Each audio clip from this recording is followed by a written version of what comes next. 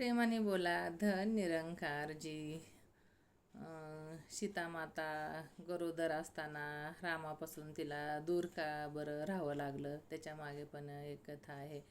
प्रत्येक गोष्टीला बघा, देवाला सुद्धा कर्म चुकलं नाही, मग आपण तर माणसं आहोत. सीतामाता जेव्हा लहान होती तेव्हा तिने एक पोपट आणि मैना पिंजऱ्यामध्ये पाळलेली होते.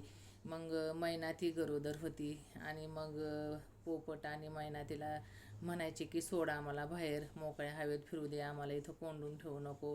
आणि पोपट म्हणायचा की माझी ही बायको गरोदर आहे, तर सोड आम्हाला मोकळ्या हवेत, इथं कोंडून नको ठेवू.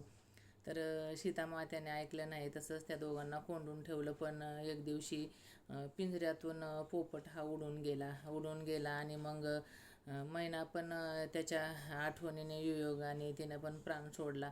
आणि मरता मरता तिने शाप दिला सीतेला, की म्हणाली की मी गरोदर असताना मला माझ्या पतीपासून दूर केलंस, मला बघ पिंजऱ्यामध्ये कैद करून ठेवलंस, कोंडून ठेवलंस. मी तुला शाप देते की तू पण जेव्हा गरोदर असशील तेव्हा तू पण पतीपासून दूर राहशील. बघा, कर्म हे माणसाला चुकत नाही, देवाला सुद्धा चुकलेले नाही. मग आपण, तुम्ही, आम्ही तर माणसं आहोत, म्हणून माणसाने नेहमी कर्म हे चांगलेच करायचे आहेत.